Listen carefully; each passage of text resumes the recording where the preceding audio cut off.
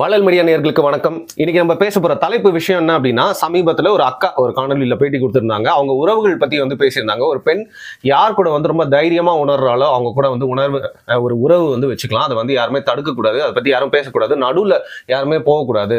குறிப்பா அது சகோதரன் சகோதரி உறவா இருந்தாலும் பரவாயில்ல அப்படின்னு ஒரு விஷயம் சொன்னாங்க. 10 வாட்டி அந்த காணொலியை பார்த்தாலும் திரும்பி நிறைய விஷயங்களால புரிஞ்சிக்கவே முடியல. சரி, தனியா உட்காந்து புரிஞ்சுக்க முடியல அப்படின்னா என்ன பண்ணுவோம்? டக்குன்னு பாரியை கூப்பிட்டு அவர்கிட்ட அந்த கேள்விகள் எல்லாம் கேட்டு அவருக்கு என்ன புரியுது கேட்கலாம்னு முடிவு பண்ணிட்டேன். வணக்கம் பாரி. வணக்கம். உங்களுக்கு புரிஞ்சிருச்சு போலயே?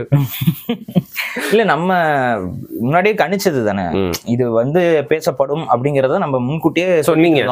இப்படி எல்லாம் பேசுவாங்களா, இதுக்கும் அதற்கும் நானே யோசிச்சேன், என்னடா இவர் எல்லாம் மீறி சொல்றாரு. கன்சென்ட் அப்படிங்கிற அந்த வார்த்தையை நீங்க உபயோகப்படுத்துறீங்க அப்படின்னாவே, 2 பேருக்கும் அது ஓகே அப்படின்னா நம்ம போய் தலையிடக்கூடாதுன்னு சொல்றீங்க அப்படின்னாவே அது எங்க நிக்கும்னு எனக்கு நல்லாவே தெரியும். அது கடைசியில குடும்ப உறவுகளுக்குள்ள கூட அது வைத்துக் கொள்ளலாம், தவறு இல்லை, அது கேட்பதற்கு உரிமை இல்லை, அது அவர்களுடைய உணர்வு, அவர்களுடைய உணர்வின் வெளிப்பாடு, இதுல எல்லாம் நீங்க குறை சொல்லக்கூடாதுன்னு கொண்டு நிற்பாங்கிறத நம்ம பல வருஷமா சொல்லிட்டு தான் இருக்கோம். அது இன்னைக்கு கண்ணு முன்னாடியே தமிழ் சமூகத்துக்குள்ளேயே கொற்றவை என்ற ஒரு அவங்களோட இயற்பெயர் வேற, அவங்க தமிழரான்னு பார்த்தா அதுவும் கிடையாது. அவர்கள் ஏதோ கொங்கணி ஏதோ சம்திங், அவங்க அந்த பகுதியில இருந்து வந்தவங்க.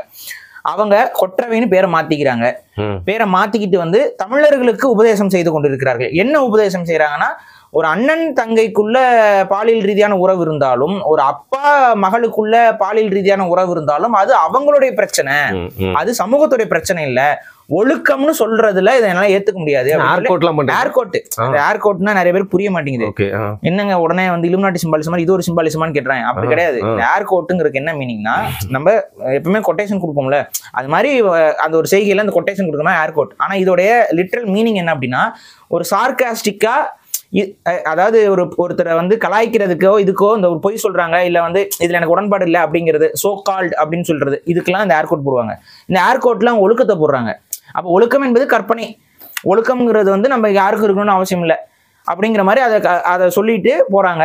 இவங்க என்ன சொல்றாங்க, குடும்பத்துக்குள்ள இருக்கக்கூடிய பாலியல் உறவும் கூட யாருமே அது நம்ம பிரச்சனை கிடையாது, அங்க கன்சென்ட் இருக்காங்கிறதா முக்கியம். அதாவது விருப்பத்தோடு அதில் ஈடுபடுறாங்களாங்கிறதா முக்கியம். விருப்பம் இல்லாமல் செய்யப்படக்கூடிய ரேப்பு, விருப்பம் இல்லாமல் செய்யக்கூடிய பாலியல் சீண்டல்கள், இதுதான் ரொம்ப தவறு அப்படின்னு சொல்லி பேசுபவர்கள் யாரு? இந்த ஊடகங்கள்லாம் அவங்கள முன்னாடியே பல பேட்டிகள் எடுத்திருப்பாங்க. அந்த பேட்டிகள் அப்புறம் அவங்க சில புத்தகங்கள்லாம் எழுதினதாக தகவல், அதெல்லாம் நம்ம படிக்கிறது இல்லை. நானே ஒரு லாயலா காலேஜில் நீங்க கூட ஒரு பெயிண்டிங்லாம் பத்தி பேசுறீங்களா, அந்த இதுல அவங்கள பார்த்தேன். தெரியாதனமா கம்யூனிஸ்ட் பத்தி பேசிட்டேன். அன்னையில இருந்து கம்யூனிஸ்ட் சித்தாந்தத்து மேல ஒரு அவமரியாதை அந்த அளவுக்கு என் காதை போட்டு செஞ்சுட்டாங்க. அதுக்கப்புறம் அவங்களோட ஏதோ ரைட் அப்ஸ் வந்தா கூட கடந்து போயிருவேன். இந்த காணொலியை கடந்து போயிடலான்னு பார்த்தா வேற வழியே இல்லை, நடந்து போகாம கூட அதை ஃபுல்லா எனக்கு எங்க பார்த்தாலும் ஃபுல்லா பரவிருச்சு. அந்த காணொலியை அவங்க பேசுறது மட்டும் இல்லாம அதை எழுத்துக்களா போட்டே நிறைய இடத்துல போட்டிருந்தாங்க. திருப்பி அவங்களோட போஸ்ட்லாம் என் கண்ணப்பட்டுச்சு. அது அவங்க ஒரு சின்ன மாற்றம் கூட இல்லாம, இதுக்கு முன்னாடி சில இன்னும் பயங்கரமான புரட்சிகள்லாம் பண்ண ஒரு பெண்ணியவாதி, நோ பிரா டேன்னு கொண்டாடணும்னு கொண்டு வந்தாங்க. பெண்களுடைய மார்பகங்கள் வெளியில திறந்தால் என்ன தவறு அப்படின்னு சொல்லி பேசிட்டு இருந்தாங்க. கீழே கமெண்ட்ஸ் எல்லாம் பாருங்க, அப்படிலாம் இல்லையே, தவறே இல்லையே அப்படின்னு ஒரு ஆணாதிக்கவாதிகள் பதிவு பண்ணிட்டு இருக்காங்க. எது புரட்சி? இப்ப அடுத்து இவங்க எல்லாம் என்ன சொல்லுவாங்க, நியூடா ஒரு பொண்ணு ரோட்ல போனா அது தப்பு கிடையாதும்பாங்க. ஒழுக்கம்ங்கிறதுக்குள்ள கொண்டு வரக்கூடாது, ஒழுக்கம்ங்கிறது இவ்வளவுதான் இவங்களோட விஷயம். அப்ப இவங்க நோக்கம் என்ன? உங்களோட வாழ்வியல் எக்கேடு கெட்டதாக இருக்கட்டும், அது பிரச்சனை இல்லை. நீங்கள் எப்படிப்பட்ட வாழ்வியலை வேணாலும் வாழ்ந்து கொள்ளுங்கள், அது எங்களுக்கு பிரச்சனை கிடையாது. ஆனா உங்களுடைய வாழ்வியலை ஒரு சமூகத்துடைய வாழ்வியலாக இருக்க வேண்டும் என்பதற்காக சமூகத்துடைய வாழ்வியலை கெடுக்கக்கூடிய வேலைகளையும், அது தப்பு கிடையாது, இது தப்பு கிடையாது, இது தப்புன்னு சொல்றதே தப்பு, ஒழுக்கம்னு சொல்றதே தப்பு அப்படின்லாம் பேசுவதை நாம் ஒருபோதும் ஏற்க முடியாது. இதுதான் உளவியல் தாக்குதல்ங்கிறோம். நம்ம எல்ஜிபிடி அஜெண்டா இதெல்லாம் நம்ம பேசுறோம். அதெல்லாம் எங்க நிற்கும்? நான் சொன்னேன், குடும்ப ஒழுக்கத்தை சிதைப்பதற்கும் குடும்ப வாழ்வியலை உடைப்பதற்கும் தான் இவங்க கொண்டு நிற்பாங்கன்னு சொன்னேன். இப்ப சொல்ல முடியாது. நீங்க இன்னைக்கு அவங்கள பிரைட் வாக்கில் கூட பார்க்கலாம். நீங்க ஏங்க சொல்றீங்க? இல்ல, நீங்க போறதா ஏதோ தகவல் அரசல் புரசலா காதுல கேள்விப்பட்டேன். சரி, ஓகே, நாளைக்கு தான் வரும்ல இந்த காணொலி. சரி, ஸோ அப்ப பார்க்கலாம். இவங்கள மாதிரியான ஆட்கள் தான் அவர்களுக்கு கருத்தியல் ஆசான்களாக செயல்படுகிறார்கள். குடும்பத்துக்குள்ள எப்படி வேணாலும் இருந்துக்கலாம், அது தப்புக்கல, அதுக்கு அது அவங்களோட பிரச்சனை, அதை போய் யாரும் கேட்கணும்னு அவசியம் இல்லை, அதை ஒழுக்கத்துக்குள்ள அடைக்கக்கூடாது அப்படின்லாம் சொல்றவங்க தான் இவங்களுக்குலாம் கருத்தியல் ரீதியான வழிகாட்டிகளாக. இவங்கெல்லாம் பெண்ணியவாதிகள் தெரியுமா?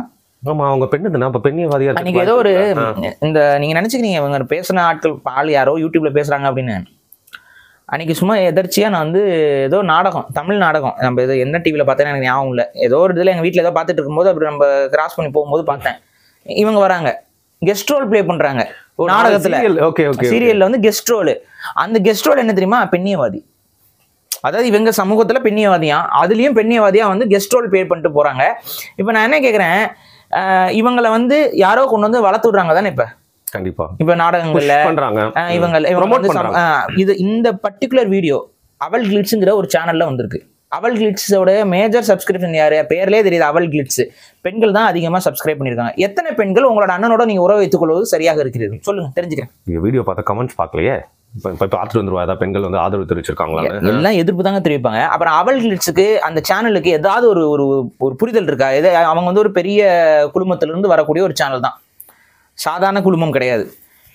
அப்ப ஏதாவது ஒரு தார்மீக சமூக பொறுப்போடு தான் அந்த காணொலி நீங்க பதிவு பண்ணிருக்கீங்களா? இல்ல உங்களாலதான் நிறைய வியூஸே போச்சு அந்த வீடியோ. எவனுமே கண்டுக்காம இருந்தாங்க. அப்படி கிடையாதுங்க, பாக்குறவங்க பார்த்துட்டு தானே இருக்காங்க. இப்ப நாளைக்கு இவங்களை நீங்க வளர்த்து விட்டுட்டே போவீங்க. இந்த மாதிரியான நபர்கள் இந்த மாதிரியாக தமிழ் சமூகத்தை ஏதாவது ஒரு பாதையில இழிவு செய்யணும், இல்ல தமிழ் சமூகத்தை வந்து தவறான பாதைக்கு வழிகாட்டக்கூடிய நபர்களை, இப்ப ஒருத்தர் வந்து உட்காந்துட்டு சரக்கடிங்க, சரக்கு குடிங்க, அதை தான் பண்ணிட்டு இருக்காங்க பல பேர். விஜய் எல்லாம் வந்து பாத்தீங்கன்னா எல்லா படத்துலயும் வந்து கேம்பெயின் கிளப்புன்னு சொன்னமோ சொல்றேன். இல்ல கேம்பெயின் கிடையாது, சாம்பெயின் அப்படின்னு சொல்லி சரக்கு ப்ரமோட் பண்றாரு. இப்ப சமீப படத்துல ஒரு 5 நிமிஷம் லைட்டா சாப்பிட்டு வந்துடுறேன். மிமிக்ரியா பண்ணிட்டு அலையறீங்க. ஐயோ இது இல்லங்க, ரீசெண்டா அவர் வந்து சாப்பிட போறேன்னு சொன்னார், பசிச்சுது அப்படின்றதுனால. அப்ப ஏங்க அது சாப்பாடா இருக்குங்க. அதான் நானும் சொல்றேன், நீங்க அணில்களுக்கு எதிராக ஒரு பெரிய வேலையை பண்ணிட்டு இருக்கீங்க. நான் அந்த கட்சியில சேர போறேன். சரி, ஐயோ இவரை ரிவீல் பண்ணிட்டேனே. சரி, ஜெண்டர் ரிவீல் மாதிரி அணில் ரிவீல். நான் ஒரு அணில், இந்த ஆளை பாருங்கள். ரைட். பட் இப்போ இந்த சரக்கு அடிச்சிட்டு இருக்கிறது எல்லாமே ப்ரோமோட் பண்ணா, இந்த பெரியாரியவாதிகள் நிறைய பேர் வந்து மீம்ஸ்லாம் நிறைய போட்டுருந்தாங்க டேங்க் பேஜஸ்ல. எனக்கு பெரியாரே வந்து சொல்ற மாதிரி எனக்கும் இவளுக்கும் எந்த சம்மந்தமும் இல்லை அப்படின்னு வந்து இவங்க சொன்ன கருத்துல இருந்து முற்போக்கும் இவங்களுக்கு இந்த இது மண்ணாங்கட்டி முற்போக்கு சம்மந்தம் இல்லைன்னு அவங்களே வந்து திராவிடத்துடைய கொள்கை கோட்பாடு அது வேற. அவங்க திராவிட கலாச்சாரத்தை அவர்கள் பின்பற்றுகிறார்கள். திராவிடர்கள் அவர்களோட வாழ்வியல் முறைகளை பற்றி ஈவேரா அவர்கள்லாம் புகழ்ந்து தெரிவிக்க, திமுக உடைய கட்சி சார்ந்தவர்கள் எப்படிப்பட்ட வாழ்க்கை வாழ்வார்கள் அப்படிங்கிறத ஈவேராவுடைய பொன்மொழிகள் இருக்குல்ல, அந்த பொன்மொழிகள்ல அவரே சொல்லியிருக்காரு. நம்ம சொன்னோம்னா நம்ம மேல கேஸ் போட்டுருவீங்க, அவர் சொல்லியிருக்காரு, தேவைன்னா எடுத்து போய் படிச்சுக்கோங்க. சொன்னவர் ஈவேரா ராமசாமி. நிறைய பேர் கேட்கறாங்க புக் ரெஃபரன்ஸ் கொடுங்க பாரு, நிறைய புக் படிச்சு இந்த மாதிரி புக்லாம் வேணா ஒண்ணுமே இல்ல. ஈவேரா எழுதிய விடுதலை பத்திரிகை இருக்குல்ல, ஆமா, குடியரசு இருக்குல்ல, இது ரெண்டு எடுத்து வச்சு உட்காந்து நீங்களே படிங்க. பேஜ் வாரியா எல்லாம் அதை வந்து பதிப்பிச்சவர்கள் இருக்கிறாங்க. திராவிட இயக்கத்தாலே பதிப்பிச்சவங்க இருக்காங்க, குளத்தூர்மணி அவங்களோட இதுல பதிப்பிச்சிருக்காங்க. அதெல்லாம் போய் படிங்களேன். அவர் என்னென்ன சொல்லியிருக்காரு, எத்தனை கருத்துக்கள் முரணாக இருக்கு, எத்தனை கருத்துக்கள் வந்து கிறுக்குத்தனமாக இருக்கிறது என்பதெல்லாம் அவர் எழுதிய, அவர் கைப்பட எழுதி அப்புறம் சொல்லிடுவீங்க. விடுதலை அவர் எழுதலைங்க, ஆரிய பிராமணர்கள் அந்த விடுதலை பத்திரிகை வரும் பொழுது மையை விட்டு அழித்து விட்டு இவர்கள் எழுதி அனுப்புனார்கள் சொன்னாலும் சொல்லுவீங்க. என்னென்ன பேசியிருக்காருன்னு போய் பாருங்க. அப்ப இவர்களுக்கு கொள்கை கோட்பாடு என்று ஒன்று இல்லை, இவர்களுக்கு கலாச்சாரம் பண்பாடு என்று ஒன்று இல்லை. இவர்களுடைய கலாச்சாரம் பண்பாடெல்லாம் இவங்க ஏதோ ஒரு ஓங்கோல் பகுதியிலோ அந்த காட்டு பகுதியிலோ இங்கே வாழும் பொழுது அங்க இருந்த கலாச்சார பண்பாட்டின் அடிப்படையில் அவங்க வாழ்ந்து கொண்டிருக்கிறார்கள். அது உங்க கலாச்சாரம், அதை தமிழ் சமூகத்திடம் திணிக்க வேண்டிய அவசியம் இல்லை. அதை தான் செய்யறாங்க. இந்த மாதிரி ஒரு குடும்ப உறவுக்குள்ள பாலியல் ரீதியான உறவு வைத்துக் கொண்டால் அது பிரச்சனை இல்லை, அது ஒழுக்கத்துக்குள் கொண்டு வர தேவையில்லை, அது கன்சென்ட் இருந்தா போதும்னு சொல்லக்கூடியவர்களை பெண்ணியவாதிகளாக மேடை ஏற்றுபவர்கள் யார்? நீங்களே சொல்லுங்க. இவங்கெல்லாம் பெண்ணியவாதின்னு சொல்லி யார் மேடையேற்றா? இன்னைக்கு அவங்களுக்கு வக்காலத்து வாங்கி இந்த கருத்தை வந்து எத்தனை பெரியாரிச கொள்கை பேஜஸ்லயோ திராவிட பேஜஸ்லயும் போடுறாங்களா இல்லையா? அவங்க பேசுறது என்ன தவறுன்னு பேசுற, இது அவங்க பேசுறது என்ன தவறுன்னு சொல்லி உங்க அம்மாட்ட கேளு, உங்க அக்கா கிட்ட கேளு, உங்க தங்கச்சிட்ட கேளு. நீ இந்த இதுல என்ன தவறுன்னு நீங்க கேட்கும்போது அவங்க அவங்ககிட்ட செருப்பை பார்ப்பாங்க. எவ்வளவு ஒரு கொச்சையான ஒரு விஷயம். அதை வந்து அப்படியே நார்மலைஸ் பண்றாங்களா இல்லையா? இல்ல பேச்சுக்கு பேசுறதுக்கே அசிங்கமா இருக்குது. ஆனா நார்மலைஸ் பண்ணிட்டாங்கல்ல, ஒரு மீடியா சேனல்ல கொண்டு வந்துட்டாங்களா, அப்படியே யாருக்குமே தெரியாம அதை போட்டு போறாங்கல்ல. அதுவும் பெண்களாக பார்க்கக்கூடிய ஒரு மீடியா சேனல்ல அதை எடுத்து போடுறாங்க. இப்ப என்ன மாதிரியான உளவியலை இவர்கள் உருவாக்கி கொண்டிருக்கிறார்கள்? மைண்ட் குழப்பத்தை ஏற்படுத்தும் பெண்களுக்கு. மெயினா கன்சென்ட்டோட எது நடந்தாலும் தவறு இல்லை அப்படிங்கறத கொண்டு வர பாக்குறாங்க. இது எங்க போய் விடும்ங்கிறதா நான் கேள்வி. கன்சென்ட்டோட நடந்தா தவறு இல்லைன்னு சொன்னா அது நாளைக்கு பெடோஃபைலியாவையும் ஆதரிக்கக்கூடிய இடத்துல கொண்டு வந்து விடும். இன்னைக்கு நான் சொல்கிறேன், அது நடக்கும். அதையும் நீங்கள் ஆதரிக்கத்தான் போகிறீர்கள், அதையும் கருத்து சுதந்திரம் என்று சொல்ல போகிறீர்கள். ஏன்னா ஒரு குழந்தையினாலதான் தன்னுடைய பாலினத்தை முடிவு செய்ய முடியுமே. இன்னைக்கு அந்த இடத்துக்கு வந்துட்டீங்கல்ல. ஒரு குழந்தை 18 வயசுக்கு முன்னாடியே தான் ஆணாக பெண்ணா என்பதை உணர்ந்து அவர்களுடைய பாலின உறுப்பை அறுத்தெறிவதற்கு இன்றைய சட்டங்கள் அனுமதிக்குமே ஆயின் அதை உரிமை என்று இன்னும் இந்தியாவில் அனுமதிக்கல. இந்தியாவில் 18 வயசுக்கு அப்புறம் தான் ஜெண்டர் அஃபர்மேஷன் சர்ஜரிஸ் பண்ண முடியும். இந்தியாவில் அது பிரச்சனையாக இல்லை. ஆனா கலிபோர்னியா மாகாணத்தில் அப்படி கிடையாது. கலிபோர்னியாவை ஒரு ரோல் மாடலாக கொண்டு அதை சாத்தியப்படுத்த வேண்டும் என்பதற்காக ஒவ்வொரு முறையும் இவர்கள் கோரிக்கை வச்சுக்கிட்டே இருக்கிறாங்க. அது நாளைக்கு இந்தியா கிட்ட வந்து நிற்பாங்க. 18 வயசுக்கு முன்னாடி 18 வயசுக்குள்ள அவங்களுக்குள்ள டெஸ்டாஸ்டரோன் வந்துருது, அவங்களுக்கு மீசை வளர்ந்துருது, தாடி வளர்ந்துருது, அவங்க எப்படி பெண்ணாக அப்புறம் மாற முடியும்? அதனால நீங்க முன்கூட்டியே அதை நம்ம இது பண்ணணும். அவங்க உணர்ந்துட்டா போதும், இது வந்து நிற்கும், இது எல்லாம் நடக்கும். அப்போ உங்களோட குழந்தையும் உங்களோட குடும்பமும் இவற்றில் பாதிப்புக்கு உள்ளாகாமல் இருக்க வேண்டும் என்றால் நம்ம சொல்றதெல்லாம் தயவு செஞ்சு கேட்டு புரிஞ்சுக்கோங்க. நம்ம இதன் மூலமாக யாரையும் புண்படுத்துறோம், யாரையும் வந்து ஹர்ட் பண்ணணும், இதெல்லாம் நமக்கு கிடையாது. நான் அதை சொல்லிட்டே இருப்பேன். நம்ம இதோடைய சீரியஸ்னஸை புரிஞ்சு பேசுவோம். இவங்க வேணும்னே பாருங்க 2-3 டிரான்ஸ்ஜெண்டர் இறக்கி விட்டு நமக்கு எதிராக பேச வைப்பானுங்க. இத்தனைக்கும் டிரான்ஸ்ஜெண்டர்களுக்கும் இதுல பாதிப்பு இருக்குன்னு நம்ம பேசியிருக்கிறோம். ஆனா இவங்களோட நோக்கம் என்னன்னு பாத்தீங்கன்னா, மக்களை குழப்பி விட்டு குழம்புன தண்ணியில குழப்பி விட்ட சேத்து தண்ணிக்குள்ள மீனை பிடிக்கிறதா இங்க வேலை. அது தெளிவாக இருக்க நீர் அப்படின்னா மீன் பிடிக்க முடியாது. ஏன்னா மீனுக்கு தெரிஞ்சிடும் யாரோ வராங்க அப்படின்னு சொல்லிட்டு டக்குன்னு ஓடி போய் ஒளிஞ்சிரும். ஆனா சேத்துக்குள்ள சேராக்கிட்டீங்க, மீனை வந்து கலங்கி அந்த நீரை கலங்கி விட்டீர்கள் என்றால் அதுக்கு எங்க யார் வரான்னு தெரியாது. அப்ப இது என்ன ஆகும்? ஈஸியா பிடிச்சிடலாம். அதான் குட்டையை குழப்புறதுங்கிறதுல அதான் குட்டையை குழப்பி மீன் பிடிக்கிறது. இதுதான் இன்னைக்கு பண்றாங்க திராவிடம். இந்த பக்கம் ஒன்று குழப்பிவிடு, அந்த பக்கம் ஒன்று குழப்பிவிடு, மியூச்சுவல் கன்சென்ட்னு சொல்லு, அதை சொல்லு, இதை சொல்லு, புரியாத வார்த்தையை சொல்லு. புரியல. இவங்களால வந்து இதெல்லாத்தையும் ஒரு கொஞ்சம் தமிழ்லயே முழுமையா சொல்ல முடியுமான்னு பாருங்க. சொல்ல முடியாது அவங்களால. அதை நம்ம விலைக்கு சொல்லும் பொழுது உங்களுக்கு புரியுது இது எவ்வளவு பெரிய அபத்தமான கருத்து, அசிங்கமான விஷயம். அந்த அசிங்கமான கருத்தும் கூட அவங்களால ஒழுங்கா சொல்லிட்டு போக முடியுது. இந்த பக்கம் எதிர்த்தாப்புல இருக்கக்கூடிய ஆங்கர் ஹீ இழிச்சிட்டு கடந்து போக முடியுது. கேட்க வேண்டாம் ஆங்கர்னா என்னங்க வந்து இப்படி இப்படி இதுக்காக இப்படி இல்லாம பேச முடியும்னு ஒரு வார்த்தை, ஒரு எதிர்வாதம். ஷோக்கு ப்ரொடியூசர்னு ஒருத்தங்க இருப்பாங்க, ஆங்கர்லாம் பாவம் ப்ரோ, அவங்க சொல்றதாங்க அவங்கலாம் கேட்க. அது என்ன இருந்தாலும் இதெல்லாம் வந்து ஒரு அநாகரிகம். அப்பனா எடிட்டர் போர்டில் இது இன்னும் ரொம்ப தப்பான கருத்தா இருக்கு, இதை வந்து நம்ம பப்ளிஷ் பண்ண முடியாது, பப்ளிஷ் பண்ணக்கூடாது. ப்ரொடியூசர் தாங்க ஃபுல் பொறுப்பு. அப்ப என்ன வேணாலும் பேசி விடுவோம், என்ன வேணாலும் எழுதி விடுவோம். அப்ப அவனுக்கு எவனாலும் அஃபண்டா ஆயிட்டு போறான். அவனுக்கு என்ன பிரச்சனை? யாருக்கு என்ன கவலை? தமிழ் கலாச்சாரம் அழிஞ்சா என்ன, தமிழ் மக்கள் வாழ்வியல் சிதைஞ்சா என்ன, தமிழன் குடிச்சு செத்தா என்ன, ஏதாவது கவலைப்படுறாங்களா? அதனால என்ன வேணாலும் பண்ணுங்க, என்ன வேணாலும் எழுதுங்க, என்ன வேணாலும் சொல்லுங்க, நமக்கு வராத வரைக்கும் பிரச்சனை கிடையாது. நான் என்ன சொல்றேன், இதெல்லாம் பண்றீங்கல்ல, உங்களுக்கு இந்த பாதிப்பு வரும். உளவியல் சிதைவு உங்கள் குடும்பத்திலும் ஏற்படும். உங்க குடும்பம் எல்லார் குடும்பத்திற்காக, இதை பார்த்து கொண்டிருக்கக்கூடிய காவல்துறை குடும்பத்திற்காக, எல்லாருடைய குடும்பத்திற்காக தான் இங்க பாரிசாலம் பேசிக்கிட்டு இருக்கேன். என் குடும்பத்துக்காக பேசல. நாளை எதிர்காலம் நல்லபடியாக இருக்க வேண்டும் என்றால் மனநோய்களை மனநோய்கள்னு சொல்லணும், புரிதலற்றதை புரிதலற்றதுன்னு சொல்லணும், தவறான கருத்துக்களை தவறான கருத்துக்கள்னு சொல்லணும். அதை விட்டு எதுக்கும் பேசுவதற்கு உரிமை இருக்கு, எனக்கு வாய் இருக்கு, எனக்கு நாக்கு இருக்கு, எனக்கு பல்லு இருக்கு, நான் என்ன வேணாலும் பேசிட்டு போவேன் அப்படின்னா ஏற்றுக்கொள்ள முடியாது. இந்த கொற்றவை போன்ற நபர்கள்லாம் வந்து இவர்கள் பேசிய தவறை உணர வேண்டும். குறைந்தபட்சம் தவற உணரல அப்படின்னாலும் இவர்களுடைய இடத்தை இவர்களுக்கு சுட்டி காட்ட வேண்டும். அதை வந்து அவங்க வந்து திராவிடத்துக்கு சப்போர்ட்டிவா இருக்காங்க, கம்யூனிசத்துக்கு சப்போர்ட்டிவா இருக்கிறாங்க, அதனால இந்த கமநாடித்தனத்துக்கும் சப்போர்ட்டிவா இருக்காங்க, அதனால நம்ம இந்த ஏத்துக்குவோம் அப்படின்னா அதை அந்த எதிர்ப்பை வெளிப்படுத்துறோம், அவ்வளவுதான். அதுக்காக தான் இந்த பதிவு. ஓகே, இப்போ அவங்களோட காணொலிகள்லாம் வந்து வேற தேடி பார்க்குறப்ப என்னெல்லாம் பேசியிருக்காங்க, உங்களோட கருத்து என்னதாங்க சொல்ல வரீங்க அக்கா அப்படின்னு சொல்லிட்டு அந்த காணொலிகள்லாம் தேடி பார்த்தா ஒரு காணொலியில வந்து பார்த்தீங்கன்னா ஆண்கள் மேலே வந்து அவங்களுக்கு வந்து அவங்களோட பாஸ்ட், ஏன்னா நிறைய கேவலமான ஆண்கள் இருக்காங்க, நான் இல்லைன்னுலாம் சொல்லலை, அதனால பல பெண்கள் பாதிக்கப்பட்டு ஆண்களை பார்த்தாலே ஒரு பயமோ இல்லை தவறான புரிதலோ, எல்லா ஆண்களுமே அப்படிதான், எப்படி வந்து எல்லா பெண்களுமே அப்படிதான் சொல்ற மாதிரி எல்லா ஆண்களுமே நாட் ஆல் மென் அப்படின்னு இப்போ ரிப்ளைஸ்லாம் கூட வந்துட்டு இருக்கு. இவங்களை பார்த்தா இவங்களோட பாஸ்ட்ல அவங்க சொன்னதை வச்சு தான் சொல்றோம். அவங்க வயசுல பெரியவங்களா இருக்காங்க, ஒரு பெண்ணா இருக்காங்க, நம்ம தனிப்பட்ட அவதூறு வந்து பரப்ப போறது இல்லை. அவங்க சொன்னதை வச்சு சொல்லலாம்னு பார்த்தா அவங்களோட பாஸ்ட் எக்ஸ்பீரியன்ஸ்ல ஏதோ மனச்சிதைவு ஏற்பட்ட மாதிரி தான் இருக்கு அவங்க பேசுறதெல்லாம் பார்த்தா. அவங்களோட எக்ஸ்பீரியன்ஸை வச்சு எல்லாத்தையும் ஜெனரலைஸ் பண்ணி அவங்க ஏதோ ப்ரொபகேண்டா பண்ணிக்கிட்டே இருக்காங்க. அவங்க லைஃப்ல நடந்தது ஏதோ ஒரு பாதிப்புனால எல்லாருமே அதே மாதிரி வந்து ஒரு மாதிரியே தெரியணும் அப்படின்னு நினைக்கிற மாதிரி தான் எனக்கு தோணுதுங்க. அது உண்மைதான். அவங்களோட பர்சனல் கூட நமக்கு வந்து ஒருத்தவங்க மூலியமா எனக்கு தெரிய வந்தது. அதை நம்ம பேச விரும்பல.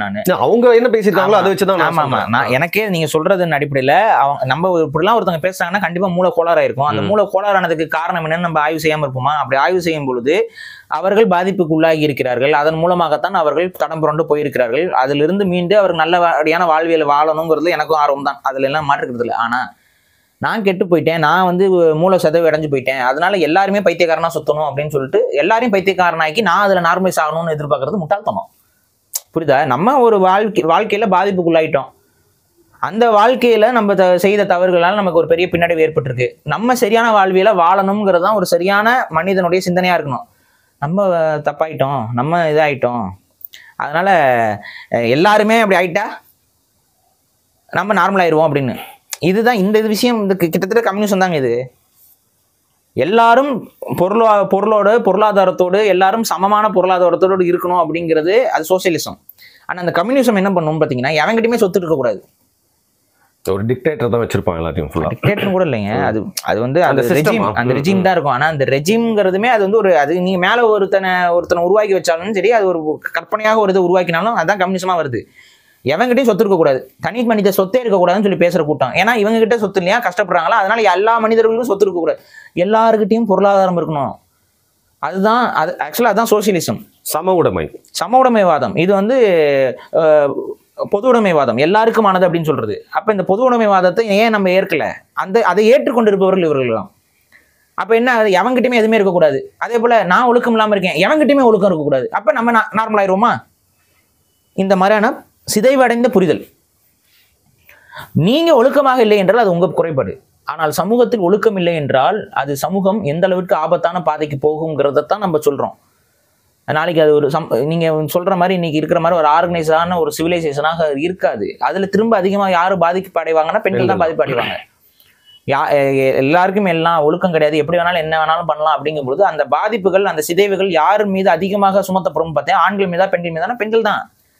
அப்போ ஒரு பெண்ணியவாதி என்பவர் ஒரு பெண்களுக்கு இன்னைக்கு சமூகத்தில் இழைக்கப்படக்கூடிய அநீதிகள், இப்போ வந்து ரேப் நடக்குது, ஆமா அது மிக தவறான ஒரு இது, ஆண் ஆதிக்க வர்க்கத்தின் மூலமாக அது நடக்கிறது. அதுல இருந்து பெண்களை எப்படி மீட்பது, பாதிப்படைந்தவர்களுக்கு எப்படி நம்ம சரியான ஒரு வாழ்வியலை ஏற்படுத்தி கொடுப்பது, அந்த பாதிப்பு பெண்களுக்கு வராமல் தடுப்பதற்கு ஆண்களுக்கு என்ன மாதிரியான உளவியல் கவுன்சிலிங்கை கொடுக்கணும், இதைத்தான் நம்ம செய்யணுமே ஒழிய ஆண்கள் திருந்த மாட்டார்கள். ஏதோ ஆண்கள்ல கெட்டவர்கள் மட்டும்தான் இருக்கிறது போலையும் நல்லவர்கள் இல்லாதது போலையும் இதுதானே இங்க பேசுறாங்க. ஆண்கள்னாவே அப்படித்தானுங்க. இப்ப நம்ம வந்து அது அப்படியே உள்டாவா பெண்கள்னாலே அப்படித்தானே யாரா பேசுறோமா? அதான் படத்துல 10 வருஷமா சொல்லிட்டு இருக்காங்க, அதுவே தவறு தான் சொல்லிட்டு இருக்கோம் நம்ம. பெண்கள்னாவே அப்படித்தானே பண்ண முடியாது. எந்த ஒரு ஆணும் வந்து பெண்கள்னாவே இப்படிதான் நினைக்கிறது இல்ல, இதுதானே உண்மை. பெண்கள்னாவே இப்படிதான் அப்படி நினைக்கிறவன் யாரும் அம்மாவை வந்து புனிதமா கருத போறது இல்ல, மனைவியை வந்து அன்போடு அணுகிறது இல்ல. அப்படிதான் ஆகும். அப்படி நினைச்சா எல்லா பெண்களும் அப்படிதான் அப்படின்னு நினைச்சா சைக்கோ ஆயிடுவாங்க. அப்ப எல்லா பெண்களும் இப்படிதான் நினைத்தால் சைக்கோ ஆயிடுவாங்க. அந்த கமலஹாசன் படம் இதெல்லாம் வரும் பாத்தீங்களா, எஜமா குத்துங்கிற அந்த கான்செப்ட்ல தான் வந்து நிக்காது. அப்புறம் மன்மதன் இந்த இதெல்லாம் பாத்துருப்பீங்க. அப்ப அந்த மாதிரி எந்த ஆண் அந்த மாதிரி ஆண் திங்க் பண்ணா அவன் சைக்கோ, அந்த மாதிரி பெண் திங்க் பண்ணா கொற்றவையா? எனக்கு புரியல. செமையா இருக்குது. அப்புறம் பற்றவை அப்படின்னு அவங்க லைஃப்ல நடந்தெல்லாம் எல்லாத்தையும் மண்டு போயிடுறாங்க. நீங்க சைக்கோன்னு சொல்லிக்கோங்க. ஆமாங்க, அந்த இதுல அந்த சிம்பு எப்படி ஒரு ரத்தத்தை தொடச்சு சைக்கோவா இருப்பாரோ அதே மாதிரி நானும் ஒரு சைக்கோங்க அப்படின்னு சொல்லிட்டு போங்க. திரும்பி இப்படி ரத்தத்தை தொடங்க. அதுதான் அதுக்கு தான் லாக்கி. நீங்க சைக்கோத்தனமா உட்காந்து பேசிக்கிட்டு இருக்கிறது ஊடகத்துல எல்லா ஆண்களையும் தப்பு பண்ணிட்டு குறை சொல்லிக்கிட்டு கிடையாது. இவர்கள் திருத்தப்படணும். இவ்வாறான கருத்துக்களை பேசுவவர்கள் மக்களுக்கு புரிதல் இருக்கணும். அந்த புரிதலை தான் ஏற்படுத்துறோம். ஓகே, எனக்கு இன்னொரு டவுட் வருது. தமிழ்ல இருக்கக்கூடிய நல்லா எல்லாத்தையும் இந்த மூட நம்பிக்கையெல்லாம் விட்டுட்டு முன்னாடி நோக்கி சிந்திக்கணும், அதெல்லாம் வந்து அந்த கிளவுட் எல்லாம் எடுத்துட்டு தெளிவான ஒரு பார்வை இருக்கணும், ஒரு விஷன் இருக்கணும்னு சொல்ற மாதிரியான வார்த்தை தான் முற்போக்கு அப்படிங்கிற வார்த்தை. அந்த வார்த்தையில எந்த தப்பும் இல்லை. ஆனா எப்படி ஆகிட்டாங்கன்னா பாருங்களேன், இன்னைக்கு முற்போக்குவாதிகள் இல்ல முற்போக்கு பேசுறவன் அப்படின்னாலே யாருன்னு உங்களுக்கு தெரியும்னு நினைக்கிற ஒரு செக்ட், ஒரு பர்டிகுலர் குரூப் மாதிரி வந்து ஆக்கிட்டாங்க. ஸோ அந்த வார்த்தை மேல இருக்கிற வசீகரத்தினாலே பல இளைஞர்கள் பசங்க தம்பிங்க தங்கச்சிங்கெல்லாம் வந்து இந்த மாதிரி சித்தாந்தத்தை சப்போர்ட் பண்ணிட்டு இவங்களுக்குலாம் முட்டு கொடுத்துட்டு இருக்காங்களே, அவங்கள பத்தி என்ன நினைக்கிறீங்க? இல்லை, இவங்க என்ன அப்படின்னா இந்த கன்சர்வேட்டிவ் அப்படின்னு சொல்லிட்டு ஒரு ஐடியாலஜி. சரி, இந்த கன்சர்வேட்டிவ் ஐடியாலஜிக்கு இவங்க வைக்கிற பேர் என்னன்னு பாத்தீங்கன்னா பிற்போக்குவாதம்ங்கிறாங்க. கன்சர்வேட்டிவ்னா என்ன, அதுக்கு எக்ஸாக்ட் மீனிங் என்ன? கன்சர்வ்னா என்ன? பாதுகாத்தல் அப்படிங்கிறது ஒரு இதை கட்டமைப்பு வந்து சிதையாமல் பாதுகாத்துக் கொள்வது தான் கன்சர்வ். அப்ப இருக்கக்கூடிய இந்த உறவு முறைகள், கலாச்சாரங்கள், பண்பாடுகள் இது எல்லாத்தையும் பாதுகாப்போடு கொண்டு போறது, அடுத்த தலைமுறைக்கு கடத்துறது தான் கன்சர்வேட்டிவ் பாலிசி. இந்த கன்சர்வேட்டிவ் பாலிசிக்கு இவங்க வைக்கக்கூடிய பேர் என்னன்னு பாத்தீங்கன்னா பிற்போக்குவாதம் பேர் வச்சிருக்காங்க. இது ஏதாவது மொழியாக்கம் வருதா? இப்ப நம்மளால எதுக்குள்ள அவங்க அடைப்பாங்க கருத்தியல்குள்ள, இவங்க எல்லாம் கன்சர்வேட்டிவ் பாலிடிக்ஸ் பேசுறாங்க அப்படின்னு சொல்லி பேசுவாங்க. ஏன்னா நீங்க பண்பாடுன்னு பேசுனீங்கன்னா கன்சர்வேட்டிவ்ன்றாங்க. ஆக்சுவலா அதுக்கு இதுக்குள்ள இந்த மாதிரி ஒரு டேக்ஸ்குள்ள அடைக்கக்கூடாதுங்கிறது என்னுடைய கருத்து. ஏன்னா எல்லாருடைய கருத்தில் நம்ம இதுலயும் ஒரு சில முற்போக்கு சார்ந்த கருத்துக்கள் இருக்கும், ஒரு சில கருத்துக்கள் வந்து இந்த கன்சர்வேட்டிவ் ஐடியாலஜிஸ்குள்ள இருக்கும். இதெல்லாமே அதே போல அவங்க கிட்டயுமே வந்து பாத்தீங்கன்னா இப்ப பெரியாரிய பிம்பத்தை பாதுகாக்கணுங்கிறது அவனோட கன்சர்வேட்டிவ் ஐடியாலஜி தான். சிலையை போயிட்டு மாலை போடுறது, இது போடுறது, அதுக்கு அதெல்லாமே கன்சர்வேட்டிவ் ஐடியாலஜி தான். என்ன தயிர் வடை வைக்கிறது எல்லாமே, தயிர் வடை, மசால் வடை, அந்த வடை இந்த வடை வைக்கிறது, அப்புறம் வடை சுடுறது, இது எல்லாமே உங்களோட கன்சர்வேட்டிவ் ஐடியாலஜி. அதெல்லாம் நீங்க பண்றீங்க, நாங்க ஏதாவது கேட்கறோமா? நீங்களா கன்சர்வேட்டிவ்னு சொல்றோமா? இல்ல. ஏன்னா அது ஒரு டேக்குள்ள அடைக்கக்கூடாது ஃபர்ஸ்ட். ஆனா இந்த பாலிடிக்ஸ் எப்பவுமே டேக்குள்ள அடைக்கிறது. நான் வேணா இப்படி சொல்லுவேன், டேக் அப்படின்னு சொல்லுவேன். ஏன்னா அது பொய். எல்லா சித்தாந்தத்துக்குள்ளேயும் மாற்றங்கள் இருக்கும். இப்ப தமிழ் தேசிய கருத்தியலுக்குள்ள ஒரு சித்தாந்தம், நீங்க தமிழ் தேசிய கருத்தியல் வந்து கன்சர்வேட்டிவ்னு சொல்லுவீங்களா? ஆனா நேஷனலிசத்தையும் என்ன சொல்லுவாங்க? ஒட்டுமொத்த நேஷனலிசத்தையுமே அவங்க ரைட் விங் பாலிடிக்ஸ்பாங்க, கன்சர்வேட்டிவ் ஐடியாலஜிம்பாங்க. ஆனா அது அப்படி கிடையாது. இவங்க லிபரல் வார்த்தையில ஒரு விஷத்தை ஏற்றி வச்சு அதோட எல்லாத்தையும் ஒரு சில வார்த்தைகளுக்குள்ள அடக்கணும்னா அதெல்லாம் வாய்ப்பு இல்ல. வார்த்தைகளை கடந்து பொருட்கள் மாறுபடுகிறது இங்க. அப்ப நாங்க இங்க என்ன சொல்றோம், எங்களை வந்து நீங்க என்ன வேணாலும் சொல்லிக்கோங்க, we don't care, பட் எங்களுடைய கருத்து என்னங்கிறத நாங்க பதிவு செய்கிறோம். எங்களுக்கு எங்களுடைய பண்பாடு முக்கியம், கலாச்சாரம் முக்கியம். ஏன்னா அது என்னது ஒரு அடையாளமாக இருக்கிறது, அது என்னோட முகமாக இருக்கிறது. என்னுடைய வரலாறு, என்னுடைய பண்பாடு, என்னுடைய கலாச்சாரம், எனது வாழ்வியல், எனது மொழி அனைத்தும் பாதுகாக்கப்படணும், அடுத்த தலைமுறைக்கு கடத்தப்படணும். நீங்க வந்து ஹிந்தி எதிர்ப்புன்னு கொண்டு வரும்போது அது கன்சர்வேட்டிவ் ஐடியாலஜி தானே உங்க கருத்துப்படி பார்த்தா? ஏன் ஹிந்தி எதிர்க்கிற? பெரும்பான்மை மக்கள் பேசக்கூடிய மொழியாக இருக்கு. நீ அதே இப்ப ஆங்கிலத்துக்கு வைக்கக்கூடிய அதே டெக்னிக்கை வந்து நீ ஹிந்திக்கு வச்சினா உனக்கு கன்சர்வேட்டிவ் சொன்னா என்ன சொல்லுவ? எவ்வளவு ஒரு முட்டாள்தனமான கருத்து இதெல்லாம். மொழிப்பற்று இல்லாம இருக்கு. இந்த மொழிப்பற்றுங்கிறதே கன்சர்வேட்டிவ்ல தானே கொண்டு வராங்க. அப்ப நீ இந்த உன்னுடைய ஹேஷ்டேக்குள்ள எல்லாம் கொண்டு வந்து நீங்க அரசியல பண்ணீங்கன்னா நீ ஒரு முட்டாள். அந்தந்த சூழல், அந்தந்த இனத்திற்கு, அந்தந்த பகுதியில் என்ன அரசியலோ அந்த புரிதலுக்குள்ள வந்து தான் நீ அரசியல் பண்ணுவோம். தமிழர்களுக்கு தமிழ் முக்கியம். தமிழ் முக்கியங்கிறத விட தமிழ் தான் முதன்மை. அப்ப இந்த தமிழ் மொழியை காக்க வேண்டியது என்னுடைய கடமை. இப்ப மொழியை மட்டும் எப்படி காப்பீங்க? அதுல இலக்கியம் இருக்கு. அந்த இலக்கியத்தின்படி நம்ம வாழ்ந்தாதான் நம்ம தமிழர்கள் சொல்லிக்க முடியும். உங்க முன்னோர்கள் இப்படி வாழ்ந்தாங்க, நானே இப்படி வாழ்றது இல்லை அப்படின்னா அது அந்த மொழி பேசுற மக்களை காக்கிறதுல மொழி காக்கும். பண்பாடு அதுல நமக்கு தமிழர்களுடைய உடையா இருக்கட்டும், தமிழருடைய பண்பாடா இருக்கட்டும், கலாச்சாரம் எல்லாத்தையும் பாதுகாக்க வேண்டிய ஒரு சூழல், ஒரு உளவியல் நம்ம கிட்ட இருக்கு. இன்னைக்கு நம்மலாம் இது போடுறோம், நம்ம கிட்டயும் வேட்டி சட்டை இருக்கு. நமக்கு தேவைன்னா ஒரு நம்ம வீட்டுல ஒரு திருமணத்துக்கோ இதுக்கோ போகும்போது நம்ம வேட்டி சட்டை போடுறோம். பெண்கள் வந்து பட்டுப்புடவைகள் உடுத்துறாங்க. இது இந்த பண்பாட்டை தொடர்ச்சியா உடுத்தலாமா வேண்டாமா? உடுத்தலாம் அப்படின்னு நிறைய பேர் வந்து என்ன கிண்டல் பண்றாங்க, பாருடா பேண்ட் ஷர்ட் டி ஷர்ட் போட்டு தமிழ் தேசியம் பேசுறாங்க. இன்னைக்கு நம்ம உலகம் நம்மளுடைய கலாச்சாரம் பண்பாடுகளை கடந்து வேற மாதிரி இழுத்துக்கிட்டு போகுது நம்மள. அதுலயும் நம்ம போக வேண்டிய கட்டாயம் நமக்கு இருக்கு. அட் த சேம் டைம் நம்மளோட பண்பாட்டு கலாச்சாரத்தை காக்க வேண்டிய கட்டாயமும் நமக்கு இருக்கு. இது ரெண்டையும் பேலன்ஸ் பண்ணி நம்ம போயிட்டு இருக்கோம். அந்த இடத்துல நான் முற்போக்கா போறேன் அப்படின்னு சொல்லிட்டு எல்லாத்தையும் விட்டுட்டு அவுத்துட்டு போறது, முற்போக்கா போக அவனை குண்டியா தான் போவேன். அவன் கிளிட்ஸ்னு ஒரு சேனல்ல என்ன கூப்பிட்டாங்கன்னா நானும் போயிட்டு தவறு அப்படிங்கிற வார்த்தையை தமிழ் அகராதியில இருந்து எடுத்துருந்தாங்க. எனக்கு எதுவுமே தவறு இல்லைங்க. எனக்கு அப்படியே சம ஃபேன் ஃபாலோயிங் வரும். அதான் கிறுக்கங்க மாதிரி உங்களை நீங்க போய் பேசிட்டீங்கன்னா இல்ல உங்களை திட்டலைங்க, உங்க மேல கல்லெடுத்து தான் அடிப்பாங்க இந்த மாதிரிலாம் பேசிட்டு இருந்தீங்கன்னா. அப்புறம் என்கிட்ட வந்து கமெண்ட் பண்ணாங்க, பாரிசாலன் அவரை நம்பாதீர்கள், வேறொரு சேனலில் அவர் வேறொரு விதமாக பேசிக் கொண்டிருக்கிறார், அவரை நம்பாதீர்கள். நீங்க சொன்னதான் ஐ டோன்ட் கேர் என்று சொல்லி தீவிரவாதி அந்த இடத்துக்கு வந்து நிப்பீங்க. ஒரு பொண்ணு ஒரு பையனும் எப்படி பேசுவாங்க அப்படின்னு ஆப்பெல்லாம் பத்தி ஒரு வீடியோ போட்டாங்க. அதுக்கே இந்த தேச துரோகின்ட்டாங்க ப்ரோ. சரி வாங்க இவங்களை பத்தி பேசுவோம் தொடர்ந்து. அப்ப இங்க பிரச்சனை என்னன்னா, இங்க எல்லாருடைய இந்த கட்டமைப்பையும் உடைக்கக்கூடிய வேலையை இந்த திராவிட முகமுடிய மாட்டிக்கிட்டு, கம்யூனிசம் முகமுடிய மாட்டிக்கிட்டு, முற்போக்கு முகமுடிய மாட்டிக்கிட்டு ஒரு பைத்தியக்கார கூட்டம் செய்து கொண்டிருக்கிறது. அந்த பைத்தியக்கார கூட்டத்தை நியாயப்படுத்தி இந்த முட்டாள் கூட்டமும் பேசிக்கிட்டு இருக்கு. நம்ம இதை எதிர்க்கிறோம். இது வந்து ஆபத்து, இது தமிழ்நாட்டுக்கு ஆபத்து, தமிழ் மக்களுக்கு ஆபத்து. அதை நம்ம முன் வச்சுட்டு போறோம். இவர்களெல்லாம் புறக்கணித்து விடுங்கள். சும்மா நான் கண்டுக்காம இருந்தா எல்லாம் சரியாருன்னு நினைக்காதீங்க. இப்போ உங்க வீட்டுல வந்து ஒரு விசச்செடி இருக்கு, அது வாட்டு இருந்துட்டு போதுங்க, அந்த விசச்செடினால எனக்கு என்னங்க பிரச்சனை அப்படின்ட்டு இருந்தீங்கன்னா உங்க குழந்தை இப்போ அந்த விஷத்தை கடிக்கலாம். உங்க வீட்டுல வளர்க்குற ஏதாவது ஒரு மாடோ ஆடோ போய் அந்த விஷத்தை கடிச்சு சாகலாம். அதனால உங்களுக்கு இழப்பு ஏற்படலாம். அதனால அந்த விசச்செடி வந்தோடனே என்ன பண்ணணும்னா அப்படியே வேரோட பிடுங்கி தூக்கி வெளியில போட்டுடணும். அது மாதிரி வேரோட பிடுங்கி வெளியில தூக்கி போடுறது எப்படிங்கிறத கத்துக்கோங்க. இப்போ இந்த காணொலியிலே இன்னும் 2 சின்ன விஷயங்கள் பேசணும் அப்படிங்கிறனால கடந்து போறதுக்கு முன்னாடி கடைசியா எனக்கு ஒரே விஷயம், தூங்குற மாதிரி நடிக்கிறவனை வந்து எழுப்ப முடியாது, பட் உண்மையா தூங்குறவன் டிஃபரன்ஸ் இருக்கு. அதாவது பைத்திய மாதிரி நடிக்கிறாங்களா இல்ல நிஜமாவே இவங்க, ஏன்னா இவங்க பேர்ல ஒரு அடையாளத்தை மாதிரி நடிக்கிற ஒருத்தர் நடிக்கிறான்னு வைங்களேன். அதாவது ஒருத்தன் தூங்குற மாதிரி அப்படியே இதெல்லாம் கண்டுக்காம இருக்கானா, அவனை ஃபர்ஸ்ட் எழுப்புங்க, டே எந்திரான்னு சொல்லுங்க.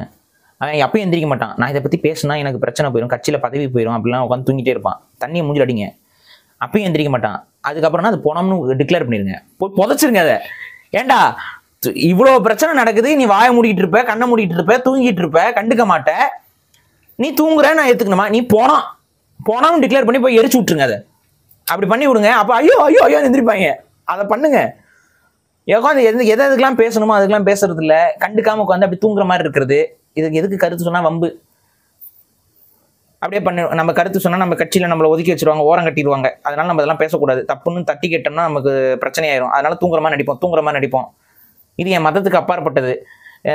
என் மதத்துல இது தப்புன்னு இருக்கு, ஆனா இதை நம்ம பேசணும்னா கட்சியில இருந்து நம்மளை ஓரம் கட்டிடுவாங்க. அதனால நம்ம இதெல்லாம் பேச வேணாம், கண்ணை முடிக்கும் தூங்கிட்டே இருப்பாங்க. அது போனோம், அதை எடுத்து போய் புதைச்சிருங்க. அதுதான் நான் சொல்றேன். சரி, அதான் இவங்க வந்து தெரியாம, அவர்கள் அறியாமல் செய்கிறார்கள், அந்த மாதிரி தெரியாம செய்யறாங்களா இல்ல தெரிஞ்சே ஒரு அஜெண்டா மாதிரி இது பண்றாங்களான்றதான் என்னோட அஜெண்டாவா தான் பண்றாங்க. அதுதான் நான் சொல்றேன். Okay fine. சரி, இப்போ இன்னொரு அஜெண்டாவா அப்படின்னு சொல்லிட்டு ஒருத்தன் கேட்டிருந்தாங்க கமெண்ட்ல. நான் அப்படியே போயிட்டு ஷாக் ஆகி தலையை சுத்திருச்சு. இந்த அஜெண்டான்னு சொல்றீங்களா அப்படின்னா என்ன அப்படின்னு அஜெண்டா பாக்கு கேள்விப்பட்டதுல தமிழ்ல எனக்கு சொல்லுங்க, அஜெண்டானா என்னன்னு நீங்க சொல்லுங்க. அஜெண்டானா அதாவது ஒரு விஷயத்தை சமூகத்துல நடைமுறைப்படுத்துவதற்காக ஒரு உள்நோக்கத்தோடு செயல்படுவது.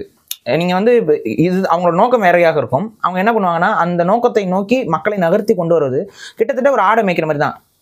புரியுதுங்களா? ஆட்டை மேய்க்கும் போது எப்படி இந்த பக்கம் தட்டி அந்த பக்கம் தட்டி இந்த கூடைக்குள்ள போய் அடைக்கிறது இருக்குல்ல, அதே போல ஒரு அஜெண்டாவோட மக்கள்கிட்ட அப்படி இப்படி ஒண்ணு பேசுறது, அப்படி ஒண்ணு பேசுறது, இதெல்லாம் வந்து ஒரு இடத்துல குமியும்.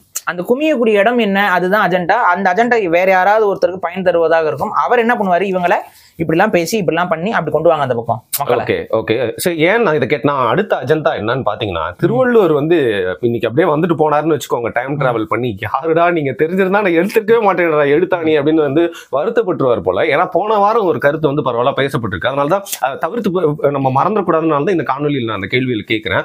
அவர் எழுதின காமத்துப்பால்ல வந்து பாத்தீங்கன்னா, அவர் எழுதினது வந்து அவருக்கு அவரோட கள்ளக்காதலிக்கா கூட இருக்கலாம் அப்படிங்கிற மாதிரி ரொம்ப கொச்சையான ஆபாசம். இப்படிலாம் பேசுறீங்க. அவங்க எவ்வளவு வந்து ஒரு ஏஸ்தட்டிக்கா பேசிட்டு இருக்காங்க. அது ஒரு கள்ளக்காதலிக்காக கூட இருக்கலாம் அப்படி சொல்லணும். ஏஸ்தட்டிக் பேக்கிங்ல வந்து ஷிட் வச்சா கூட ஷிட் தாங்க. அதான் மலம் என்பது மலம் தான். அந்த மலத்துக்கு மேல சந்தனத்தை தூவி விட்டு, அந்த மலத்துக்கு வந்து கொஞ்சம் இந்த பக்கம் 2 பக்கம் ரோஜா பூ சொருகி விட்டு, அந்த மலத்துக்கு ஒரு அழகான கூந்தலை வச்சு, இந்தாங்க அந்த மலம் இவ்வளவு மணக்குதுன்னு சொன்னா மணக்காது. மலம் தான். அதனால வந்துட்டு மலம் போன்ற சிந்தனையை மண்டைக்குள்ள வச்சுக்கிட்டு அதை வந்து எதையாவது சொல்லணுங்கிறதுக்காக பிறர்மனை நோக்கா பேராண்மை என்று எழுதிய வள்ளுவருக்கு கள்ளக்காதலி இருந்தான்னு சொல்றதெல்லாம் நம்ம அண்ணன் சீமான் வந்து டக்குன்னு செப்பலை கழட்டி காட்டிட்டாரு. நம்ம அப்படி காட்டுறதுக்கு விரும்பல. ஆனா அப்படி காட்ட வேண்டிய இடம் இவைகள் எல்லாம் எடுத்து காட்டிடணும். அப்படி இந்த ஆங்கர் அப்படி நிலிச்சுக்கிட்டு இருந்தாங்களே, அப்படி எடுத்து காட்டிடணும். சொல்லுங்க மேடம், என்னங்க கையில செருப்பு இருக்கு? இல்ல பரவாயில்ல, நீங்க சொல்லுங்க, என்னமோ சொல்ல வந்தீங்க, சொல்லுங்க. இல்லைங்க, அந்த அது கலவி ஒழுக்கத்தை பத்தி சங்க இலக்கியத்துல சொல்லியிருக்கீங்க அப்படின்னு சொல்லிட்டு கிளம்பிடணும். அதெல்லாம் எவ்வளவு திமிரு, எவ்வளவு எகத்தாலும் வந்து உட்காந்துக்கிட்டு வள்ளுவரை இழிவுபடுத்திக்கிட்டு இங்க பேசிக்கிட்டு போறது. நம்ம தமிழ் சமூகம் வந்து அப்படி பார்த்துக்கிட்டு, உங்க கருத்து சுதந்திரம்ங்க, நீங்க பேசுவது கருத்து சுதந்திரங்க. வள்ளுவரை பற்றி என்ன இழிவாக வேணாலும் பேசலாம், தமிழக அரசு கண்டுகொள்ளாது. நாங்க செலவு வைக்கிறதோட எங்க வேலை முடிஞ்சுது. வள்ளுவருக்கு நாங்க செலவு வச்சோமா, வேலை முடிஞ்சுது. வள்ளுவரை யார் என்ன வேணாலும் இழிவா பேசிட்டு போகலாம், என்ன வேணாலும் இழிவா எழுதி புத்தகம் போடலாம். வள்ளுவருடைய நூல்களுக்கு தவறான கற்பிதங்களை கற்பிக்கலாம். அவர் ஆணுக்கு எழுதியிருக்கலாம், பொண்ணுக்கு எழுதியிருக்கலாம், என்ன வேணாலும் சொல்லிட்டு பொய்ய சொல்லிட்டு என்ன வேணாலும் எழுதலாம். புத்தகம் வரும். அந்த புத்தகம் வந்து தமிழக அரசு வந்து கண்டுகொள்ளாது, அதுக்கு தடையப்படாது, எந்த ஒரு இதுவும் வழக்கும் பதிவு செய்யப்படாது. என்ன வேணாலும் வாய்க்கு வந்ததை உருட்டி கொண்டு போகலாம். ஒருபடி மேல போய் வள்ளுவருக்கே கேரக்டர் அசாசினேஷன் பண்ணலாம். அதெல்லாம் தப்பு கிடையாது. அதெல்லாம் பகுத்தறிவு வாதம்.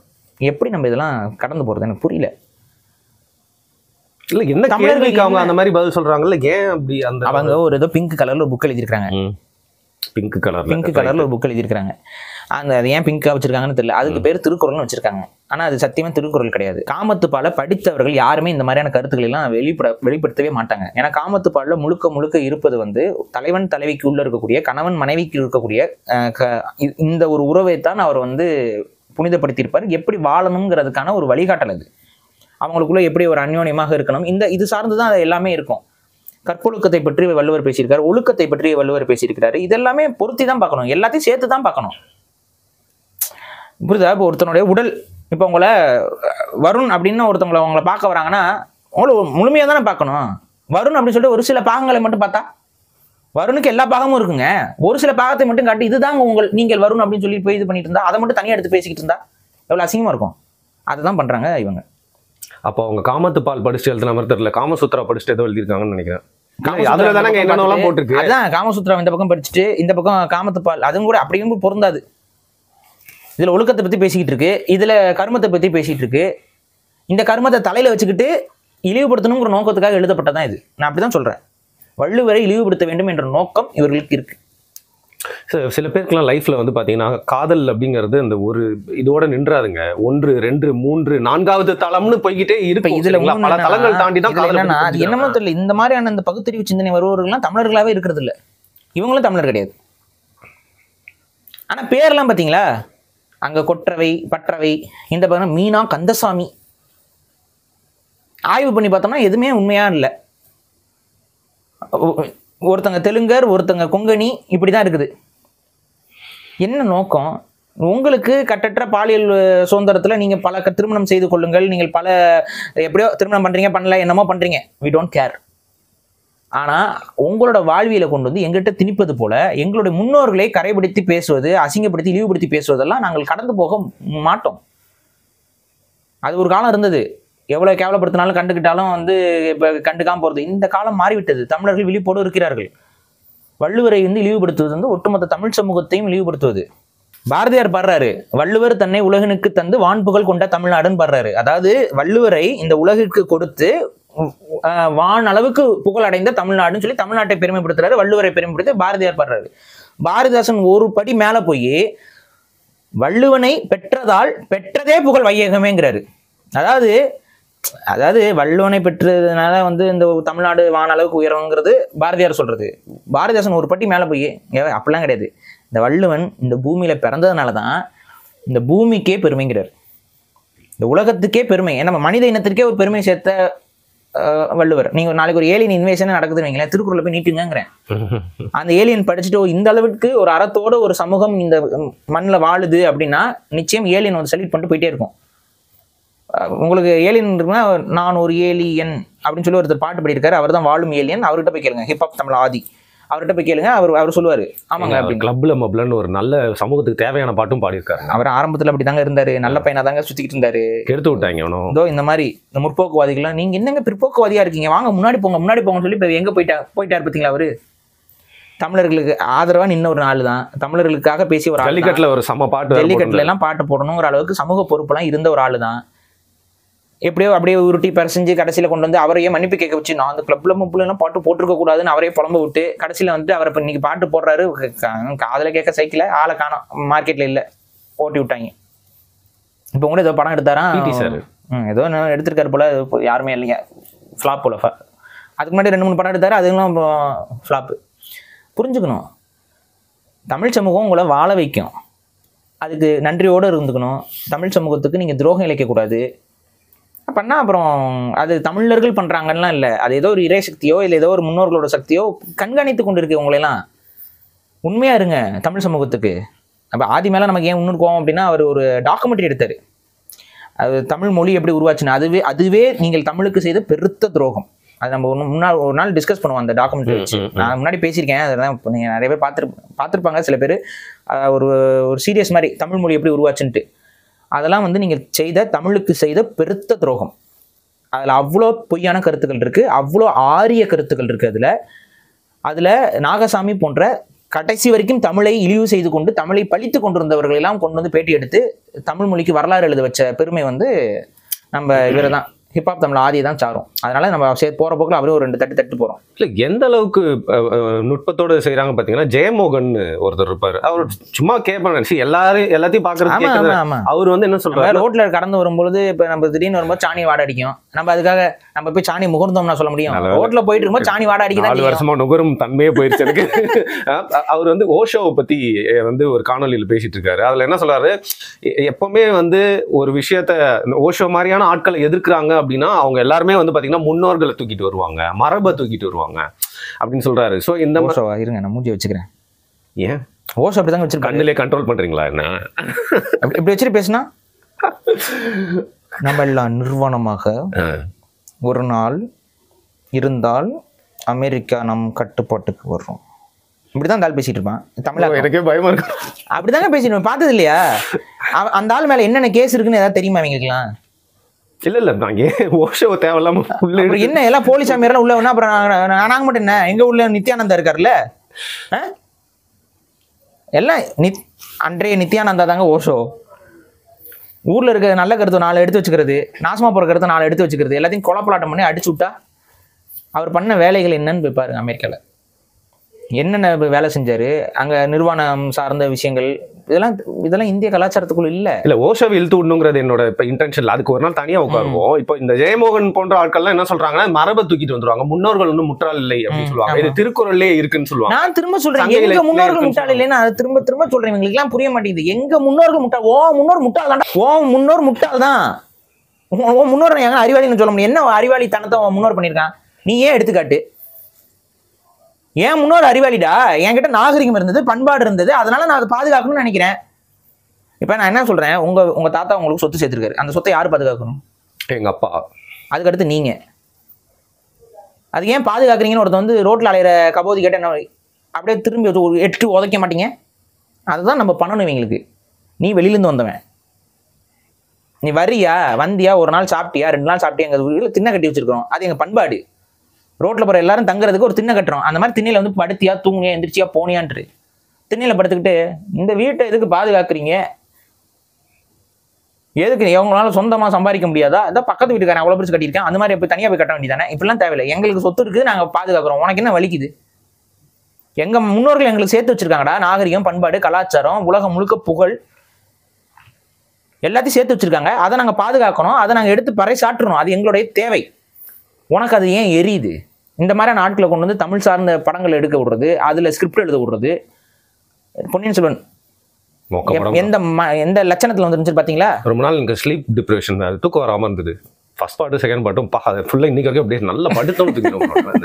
இதே சரியா பொன்னியின், அது நம்ம பொன்னியின் செல்வன் தனியா பேசியிருக்கோம். அந்த புத்தகமே வந்து குப்பை தான். அந்த குப்பையில இவங்க படமாக எடுக்கிறேன்ற பேர்ல இன்னும் வன்மத்தை அதிகரித்து தமிழர்கள் வந்து ரேப் பண்ண மாதிரியும் அபியூஸ் பண்ண மாதிரிலாம் சேர்த்து கதையில பின்னல். அவர் கல்கி அப்படிலாம் எழுதல.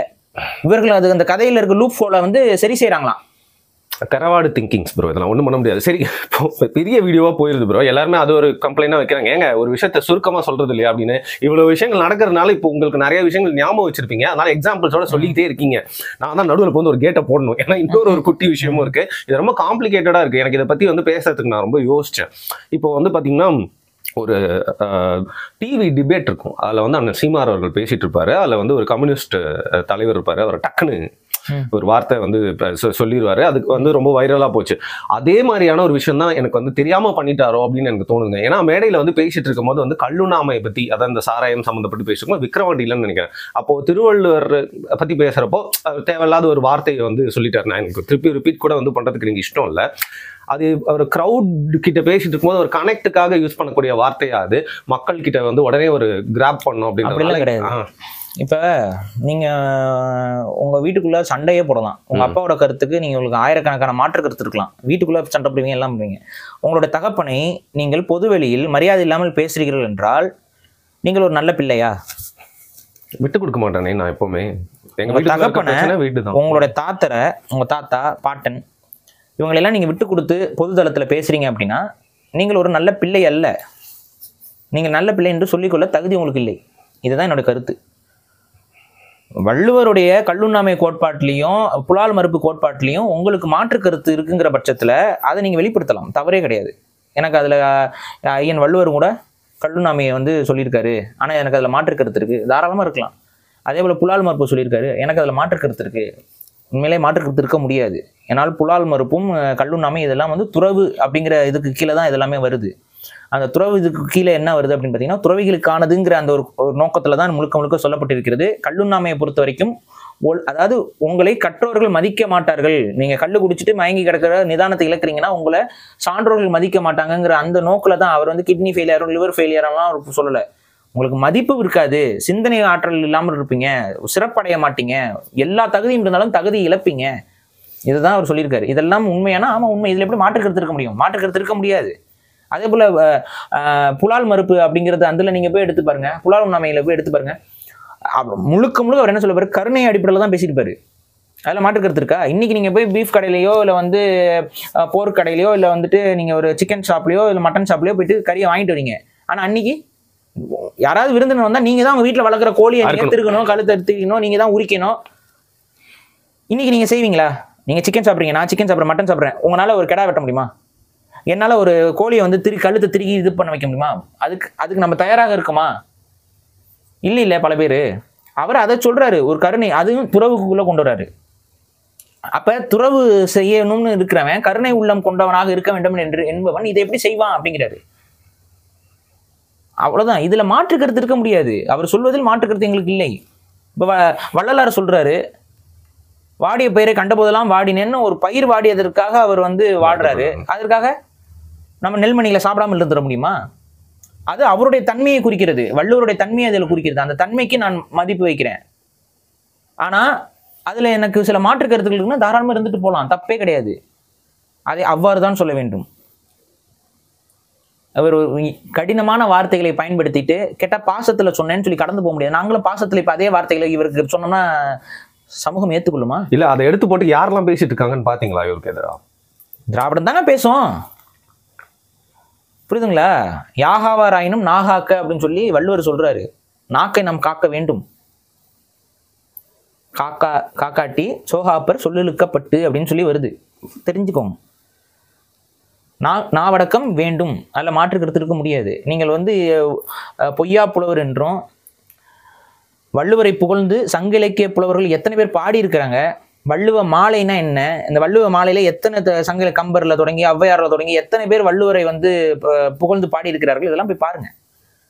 அவர்கள் எல்லாம் விட நான் பெரிய ஆள், அவர்கள் எல்லாத்தையும் விட வள்ளுவரை வந்து ஒருமையில பேசிட்டு பைத்தியக்கார பயல் அப்படின்னு சொல்லிட்டுலாம் கடந்து போறத வந்து தமிழ் சமூகம் ஏற்றுக்கொண்டு போகணும்.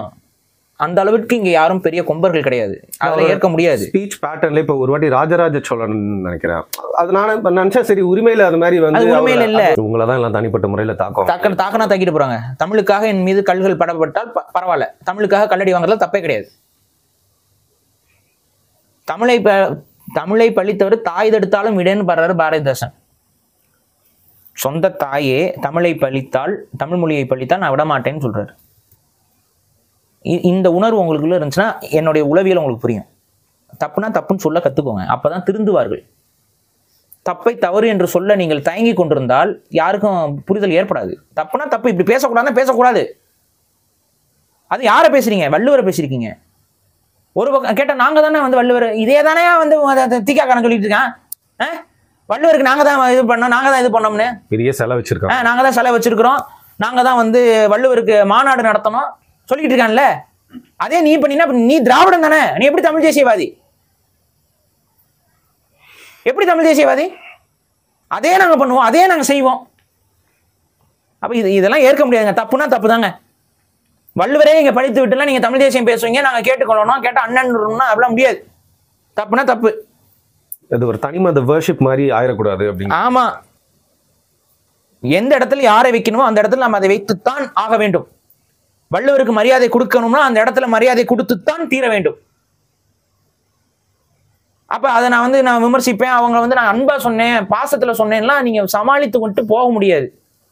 அப்ப அதே பாசத்துல சொன்ன நீங்க ஏத்துக்கிறீங்களா? எனக்கு தெரிந்த ஒரு நண்பர், உங்களுக்கும் தெரியும், மேதகு படத்தை எடுத்த கிட்டு, அவரு சீமான் என்னும் புறம்போக்குன்னு ஒரு இது எடுத்தாரு. நீங்க நினைப்பீங்க சீமானை திட்டி அவர் படம் எடுத்திருக்காரு, ஆனா கிடையாது. புறம்போக்குங்கிற அந்த நிலம் எந்த அளவுக்கு தமிழர்களுக்கு உபயோகரமான ஒரு நிலமாக இருந்தது, அது புறம்போக்குன்னு சொல்லி நம்ம திட்டிட்டு இருக்கோம். ஆனா அந்த புறம்போக்குகள் எந்த அளவுக்கு தமிழ் சமூகத்தை பாதுகாத்து இருந்த ஒரு இன்ஃப்ராஸ்ட்ரக்சர் அந்த நிலங்கள் அப்படிங்கிறத அவர் அந்த படத்துல வெளிப்படுத்துவார். அதை சீமான் அவரோட ஏன் தொடர்பு படுத்துறாரு அப்படின்னா, சீமான் அவர்களை அந்த காலகட்டத்தில் நிறைய பேர் திட்டிட்டு இருந்தாங்க. அப்ப அப்படி கிடையாது அப்படிங்கிறத அது ஒரு உவமை போல. ஆனால் இந்த டைட்டில் வந்து பாத்தீங்கன்னா இவங்களுக்கு ஒரு நெருடல், எப்படிடா நீ பேசலாம் அப்படின்ட்டு. அதுக்கப்புறம் கிட்டு அவர்களை நீங்க சேர்க்கல, ஆனா கிட்டு அவர்கள் உங்களுக்கு இழிவுபடுத்தணும் அந்த படத்தை எடுத்தாரா? உங்களை புகழ்ந்துதான் அந்த படமே இருக்கு. ஆனா அதுல அந்த ஒரு வார்த்தை, அந்த வார்த்தை தமிழ் சமூகத்தால புறம்போக்கு என்பது கெட்ட வார்த்தையோ இழிவான வார்த்தையோ கிடையாது. வேஸ்ட்லேண்டுங்கிற புரிதலாக தவறாக ஏற்றுக்கொள்ளப்பட்ட ஒரு விஷயமாக பார்க்கப்படுகிறது. அதை அவர் அழகா எடுத்து பதிவு பண்ணி கொண்டு வந்த ஒரு விஷயத்த, அதுல கூட உங்களோட பேர்ல ஒரு சின்ன இடத்துல மரியாதை குறைவாக அது இருக்கிறதுங்கிற மாதிரி புரிந்து கொண்டு நீங்கள் கோவப்பட்டீர்கள். அந்த காலகட்டத்தில் கிட்டுவை ஓரம் கட்டினீங்க. கிட்டுவை அதுக்கப்புறம் கட்சிக்குள்ள சேர்க்கல, அதுக்கப்புறம் அவர் தனியா போனாரு. இதெல்லாம் நடந்தது, நாங்க பார்த்துட்டு இருந்தோம். இப்போ நீங்க வந்துட்டு நாங்க வந்து பாசத்துல சொன்னோம்னா தவறுனா தவறு, தயவு செஞ்சு தவறுகளை ஏற்றுக்கொண்டு கடந்து வாங்க. அது ஏதோ பேச்ச வாக்குல நான் வந்து தவறாக சொல்லிட்டேன், அது வந்து தவறு, யாரும் வள்ளுவரை அவ்வாறு இழிவாக பேசக்கூடாதுன்னு நீங்களே சொல்லிட்டு கடந்து போங்க. தப்பை ஏற்றுக்கொள்ளுங்கள், அவ்வளவுதான் நான் சொல்ல முடியும்.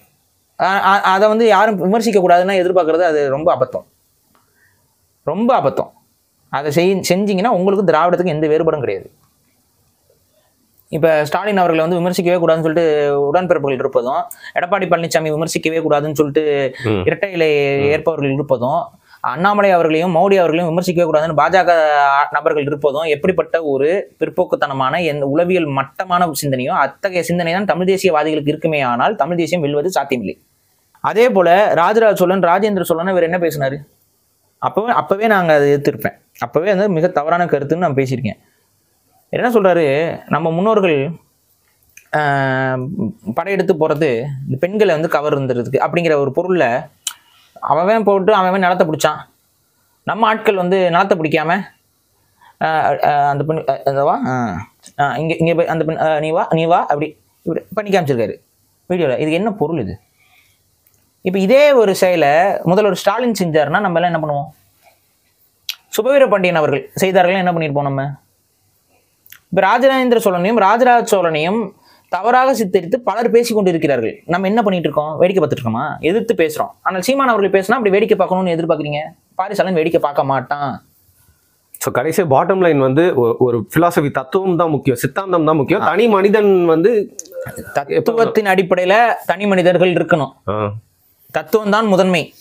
தனி மனிதர்கள் அப்படிங்கும் பொழுது அந்த தனி மனிதர்கள் எந்த அளவுக்கு அந்த தத்துவத்தில் உடன்பட்டு இருக்கிறார்கள் அப்படிங்கிறத வச்சு தான் நீங்க அந்த தனி மனிதரை நீங்க எடை போடணும்.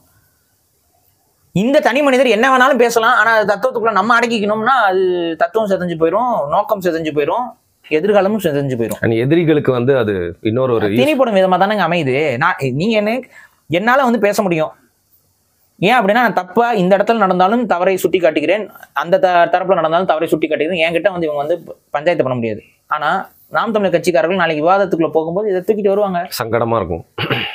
நீங்க ஈவேரா அவர்கள் வள்ளுவரை பற்றி அப்படின்னா உங்க அண்ணன் என்ன சொன்னாரு அப்படின்னு கேட்பாங்க. என்ன பண்ணுவீங்க?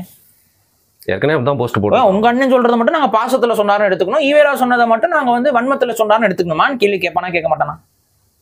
அப்ப கொள்கைக்கு உண்மையாக இருங்கள். தயவு செஞ்சு கொள்கைக்கு உண்மையாக இருங்கள். அந்த கொள்கைக்கு உண்மையாக இல்லாம நம்ம என்ன வேணாலும் லூஸ் ஸ்டாக் விடலாம் அப்படின்னா அது லூஸ் ஸ்டாக் தான். அது இதெல்லாம் லூஸ் ஸ்டாக். இந்த லூஸ் ஸ்டாக் வந்து சீமான் அவர்கள் தொடர்ச்சியாக பல மேடைகளில் செயல்படுத்திக்கிட்டே இருக்காரு. அது தமிழ் தேசியத்துக்கு பெருத்த பின்னடைவை ஏற்படுத்தும். நாம் தமிழர் கட்சி ஜெயிப்பது தமிழ் தேசியம் அல்ல, அதை மண்டையில் ஏற்றணும் தமிழ் தேசியவாதிகளுக்கு. நாம் தமிழர் கட்சி ஒரு கட்சி. அந்த கட்சி தமிழ் தேசிய கொள்கையை நடைமுறைப்படுத்தினால்தான் தமிழ் தேசியத்துக்கு வெற்றி. நாங்கள் ஜெயிக்கணும், அதுக்காக தமிழ் தேசியத்தை ஓரம் கட்டிட்டு போவோம், நாங்கள் என்ன வேணாலும் பேசுவோம் அப்படின்ட்டு நீங்கள் பேசிட்டு இருந்தீங்க அப்படின்னா, வள்ளுவரை வந்து இழிவுபடுத்தி இவரே பேசிட்டு இருக்காரு அப்படின்னா, இல்லை ராஜராஜ சோழனையும் ராஜேந்திர சோழனையும் வந்து கேட்டால் நாங்கள் தானே அதிகமாக ராஜராஜ சோழனையும் ராஜேந்திர சோழனையும் எடுத்து பேசுகிறோம்னா இதெல்லாம் தப்பு இல்லைங்க. இப்போ ஆனால் இப்போ நம்ம திராவிட கட்சிகளை சப்போர்ட் பண்ண மாட்டோம். பெரியார் அந்த திராவிடர் கழகம் அதையும் நம்ம சப்போர்ட் பண்ணல. பட் எக்ஸாம்பிளுக்காக கேட்குறேன். இப்போ திராவிடர் கழகம் ஒரு விதமான ரிஜிட் ஐடியாலஜியே பேசிட்டு இருந்தாங்க. ஆனால் அண்ணா அங்கேருந்து வெளில வந்து தான் வந்து பார்த்தீங்கன்னா அதை கொஞ்சம் ப்ராக்டிகலைஸ் பண்ணி ஒன்றே குலம் ஒரு நேரவன் நாங்கள் ஏற்றுக்கிறோம், தமிழ்நாடு அப்படின்னு பேரில் மட்டும் இருந்தால் போதும், தனி தமிழ்நாடு நாங்கள் கேட்கலன்னு சொல்லி அதை ஒரு மாதிரி கமர்ஷியலைஸ் பண்ணி எடுத்துகிட்டு வந்து மக்கள் கிட்ட ஓரளவுக்கு ஏற்றுக்கிற மாதிரியே சிந்தனையாக இருந்தாதால அது வெற்றி அடைஞ்சுது. அதே மாதிரி தான் இப்போ இது வந்து தோணுது. மேபி காலத்துக்கு ஏற்ற மாதிரி மாற்றிக்கிறாங்களா அப்படின்னு. இது ஏங்க அவங்க யாருமே வந்து அவங்க கொள்கைக்கு எதிராக பேசவே இல்லை. திராவிட கொள்கைக்கு எதிராகலாம் அவங்க யாரும் பேசல. பேசியிருக்காங்களா? செயல்பட்டு இருக்காங்களா? நீங்க சொல்லுங்க. இல்லை அவங்ககிட்ட போய் கேளுங்க. திமுகவுக்கும் திராவிட கழகத்துக்கும் ஏதாவது முரண்கள் ஏற்பட்டுக்கிட்டே இருக்கா? இப்போ இல்லை, அப்போ அந்த காலகட்டத்தில் ஈவேராங்கிற தனி மனிதனுக்கும் அண்ணாதுரையோட வளர்ச்சி கொடுக்காம பொறாமையில நடந்த சண்டைகள் தான் அவைகள் எல்லாம். அண்ணாதுரை அவர்களை எந்த அளவுக்கு ஈவேரா இழிவுபடுத்தி பேசியிருக்காருங்கிறதெல்லாம் போய் பாருங்க. ஏன்னா ஈவேராவோட குணம் அது. அதெல்லாம் அதனால தான் நம்ம அவரெல்லாம் ஒரு நபராக நம்ம பெரிதாக கருதுறது இல்லை. அண்ணாதுரை அவர்களையும் கலைஞர் அவரையும் இவங்களெல்லாம் வந்து எந்த அளவுக்கு உருவக்கேலி ஒருமையில பேசி எந்த அளவுக்கு கொச்சைப்படுத்தி அசிங்கப்படுத்தி திமுக எந்த அளவுக்கு கொச்சைப்படுத்தி, அவர் திமுகன்னு சொல்ல மாட்டார், கண்ணீர் துளி பசங்க தான் எழுதுவார். அந்த அளவுக்கு கொச்சைப்படுத்திக்கிட்டு இருந்த நபர் தான் ஈவேரா அவர்கள். அது அவருடைய குணம். ஆனா திராவிட இயக்கம் அடுத்த கட்ட காலகட்டங்களில் திமுகவோட எந்த இடத்துல முரண்பட்டு இருந்தாங்க? எப்பவுமே அவர்கள் ஒற்றுமையோடு தான் இருப்பார்கள். திராவிட இயக்கம் அவங்க கருத்தியல்ல உறுதியா பேசிக்கிட்டே இருப்பாங்க, திமுக அந்த கருத்தியல நடைமுறைப்படுத்திக்கிட்டே இருக்கும். இல்ல நான் என்ன கேட்கிறேன்னு புரியுது இல்லை உங்களுக்கு? இது ரிஜிட்னா நீங்க அந்த கொள்கைக்குள்ள நீங்க வந்து சில விஷயங்களை வந்து பொதுமைப்படுத்தி கொண்டு வரது வேற. நீங்க அந்த கொள்கையே போட்டு குழி தோண்டி புதைச்சிட்டு நான் வந்து பேசுவேன் அப்படின்னா, நான் இது ஏன் வந்து இதுக்கு பின்னாடி ஒரு வக்ரம் இருக்குன்னு நான் சொல்றேன்னா, கட்சியில இருக்க ஒரு பொறுப்பாளர் ஒரு பெண் பொறுப்பாளர். அவங்க என்ன பண்றாங்க, அவங்க பேரை சொன்னா கேஸ் போட்டுருவாங்க. அந்த அளவுக்கு அவங்களுக்கு கருத்து சுதந்திரத்துக்கு முக்கியத்துவம் கொடுக்குற நபர் அவங்களாம். அதனாலதான் அவங்க பேரை கூட நம்ம சொல்லலை, கடந்து போறோம். சரியா? ஏன்னா கொடுத்தவங்க மேல கேஸ் கொடுத்து வச்சிருக்காங்க, பேசினவங்க மேல தமிழில் புகைப்படத்தை பயன்படுத்தி விட்டீர்கள் அப்படின்னு சொல்லி ஒரு கேஸை கொடுத்து வச்சிருக்காங்க. முதுகியா போடுங்க அப்போ. அப்ப அதனால நம்ம சொல்றோம், மக்களுக்கு தெரியும் யாருக்கு என்ன, யார் அந்த பொறுப்பாளரும் நீங்களே கமெண்ட்ஸ்ல போட்டு சொல்லிக்கோங்க, உங்க மேல கற்பனைக்கு விட்டு விடுகிறேன். அப்ப இதுல அவங்க என்ன சொல்றாங்கன்னு பாத்தீங்கன்னா, இந்த மீனா கந்தசாமி அவங்களுடைய புத்தகத்தை ப்ரமோட் பண்ணி, அதாவது இந்த வள்ளுவர் வந்து காமத்துப்பாலை வந்து கள்ளக்காதலிக்கு தான் எழுதினாருன்னு சொல்லி பேசிட்டு இருக்குல்ல, அவங்களுடைய புத்தகத்தை இவங்க ப்ரமோட் பண்ணி பேசுறாங்க. அங்கதான் சண்டையே ஆரம்பிக்குது. அதுக்கு பிரச்சனையாகி தமிழ் தேசியவாதிகள்லாம் அவங்களுக்கு எதிராக பேசும் பொழுது அடுத்து அவங்க என்ன பண்றாங்கன்னு பாத்தீங்கன்னா, அவங்க ஒரு ரைட்டப் எழுதுறாங்க. அதுல கம்மிங் டு த வள்ளுவன் கை. வள்ளுவன் கையா நீங்களா? அது யாரு? ஓ, அது வள்ளுவர் வந்து வள்ளுவன் கைங்கிறாங்க. கனெக்டே ஆகல, அந்த அளவுக்கு கேவலப்படுத்துறது. Coming to the point, Valluvan கை அப்படின்னு சொல்லிட்டு அவங்க சொன்னது தப்பு இல்லைன்னு அதுக்கு ஒரு விளக்கம். யார்? அந்த மீனா கந்தசாமி சொன்னதுல தப்பு இல்லைன்னு ஒரு விளக்கம். அந்த விளக்கத்தை கொடுப்பது யாரு? நாம் தமிழர் கட்சியோட ஒரு பொறுப்பாளர். கள போராளி. களத்துல போய் வாக்கு கேட்டா கள போராளி. கள போராளிகளுக்கும் வாக்கு கேட்கறதுக்கும் வித்தியாசம் தெரியாத கிறுக்கு பயல்களா மாறிக்காங்க. நீங்களாம் வாக்கு கேட்கறது கள போராளினா திமுக உங்களோட அதிக கள போராளிகள் இருக்காங்க. அப்படித்தானே வரும். வாக்கு கேட்கறது எப்படி கள போராளி? எங்க கட்சிக்கு வாக்கு போடுங்க அப்படின்னா கள போராளியா? அப்ப அதிமுகவுக்கு அதிக கள போராளிகள் இருக்கிறார்கள், திமுகவுக்கு அதிக கள போராளிகள் இருக்கிறாங்க. இந்தியா முழுக்க பாஜக. என்ன பேச்சு இதெல்லாம்? வள்ளுவர் இழிவுபடுத்தி பேசிட்டு இருக்கவங்க மேல நடவடிக்கை எடுக்கல. இதை நம்ம எல்லாம் கார்னர் பண்ணிட்டு இருக்கோம். வள்ளுவர் இழிவுபடுத்தி இது நாம் தமிழர் கட்சியில இருக்க நிர்வாகி பேசுறாங்க, எந்த வித நடவடிக்கையும் இல்லை, ஒழுங்கு நடவடிக்கையும் இல்லை. ஒழுங்கு நடவடிக்கை குழு வந்து ஏன் தலையிடலைன்னு சொல்லி கேள்விகளை எழுப்பி கொண்டிருக்கும் போது சீமான் அவர்கள் பேசுறாரு வள்ளுவர் இழிவுபடுத்தி. அப்ப இதுக்கு பின்னாடி எந்த ஒரு செயற்பாட்டு வடிவமும் இல்லைன்னு நான் புரிஞ்சுக்கணுமா? இதுக்கு பின்னாடி எந்த தொடர்பும் இல்லைன்னு நான் புரிஞ்சுக்கணுமா? எனக்கு புரியல. அது எப்படி ஒரே நேரத்தில் எல்லாம் இதெல்லாம் நடக்கும்?